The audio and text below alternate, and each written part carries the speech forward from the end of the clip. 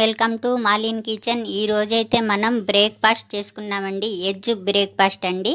ఈ చుక్క నూనెతోనే మనం బ్రేక్ఫాస్ట్ చేసుకున్నాం. ఈ చుక్క నూనెతో చేసుకుంటే హెల్దీగా బాగుంటుందండి. చూడండి, మనకు వెజిటేబుల్స్ ఎగ్ అన్నీ బాగుంటాయి. చూడండి, మనం ఇలా చేసి ఈ పాలక్ పిల్లలు తినరు కదండి. మనం ఇలా చేసి పెడితే పిల్లలైనా తినొచ్చు, పెద్దవాళ్ళైనా తినొచ్చు, ఎవరైనా తినొచ్చండి. చాలా హెల్దీ.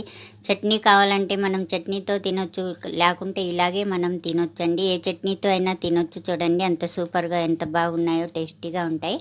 మీరు ట్రై చేయండి.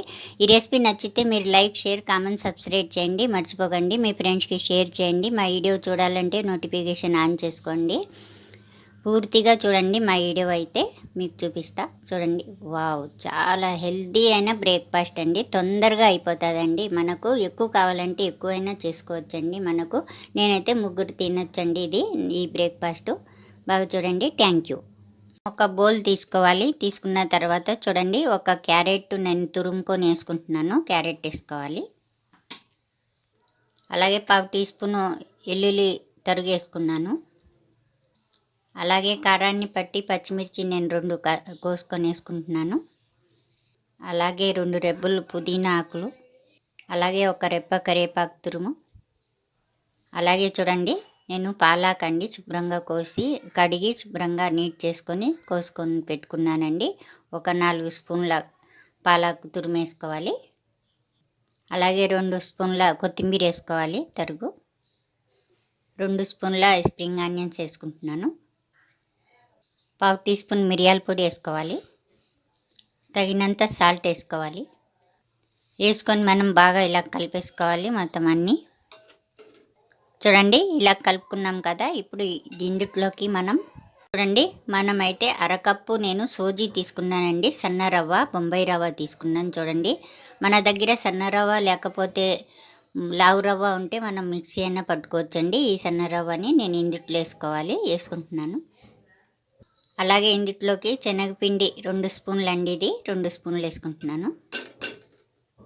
వేసుకొని మనం బాగా కలుపుకోవాలి.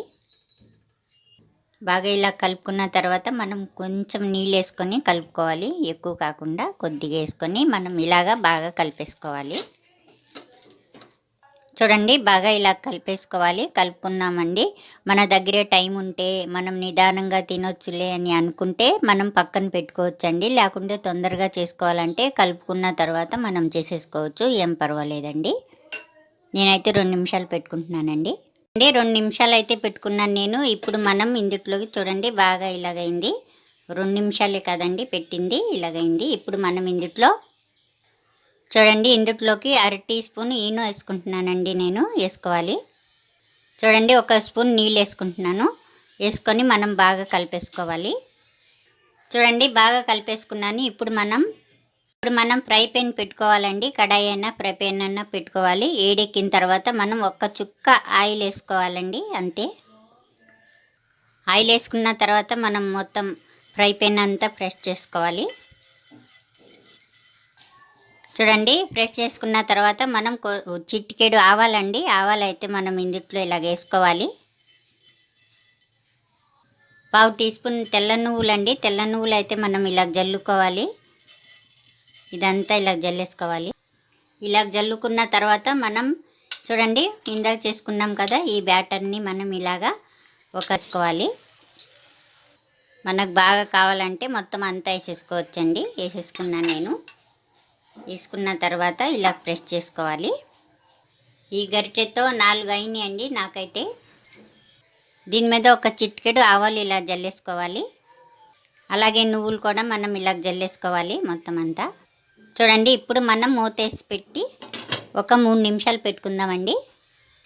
చూద్దాం. మనం 3 నిమిషాలు అయిపోయింది. వావ్, చూడండి, బాగా ఉడికిపోయింది. చూసారా, కలర్ కూడా మారింది. బాగా పొడిగా ఉంది. చూసారండి. ఇప్పుడు మనం 1 చుక్క ఆయిల్ అయితే మనం వేసేసుకోవాలి పైనుంచి.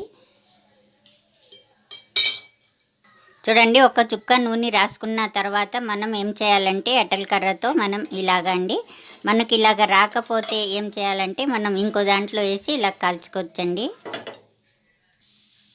చూడండి, నేనైతే ఇలా తిప్పుకున్నాను. మనకి ఇలాగ రాకపోతే మనం వేరే దాంట్లో ప్లేట్లో తీసుకొని ఇలాగ వేయచ్చు. చూడండి, కలర్ఫుల్గా భలేగా వచ్చింది. ఈ పక్క మనం మూత పెట్టి ఒక 2 నిమిషాలు కాల్చుకుందాం. చూద్దాం మనం ఈ పక్క. 2 నిమిషాలు అయిపోయింది చూసారా. ఇప్పుడు మనం తిప్పుకుందాం మళ్ళా. చూడండి ఈ పక్క ఎలా కాల్చిందో నేను తిప్పుకున్నాను. ఈ పక్క 1 నిమిషం కాల్చుకుందాం మనం.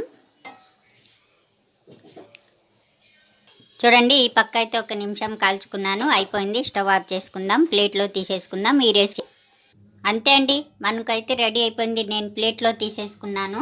ఇప్పుడు మనం చాకుతో కోసేసుకుందాం. చూడండి, వావ్, వేడిగా ఉంది.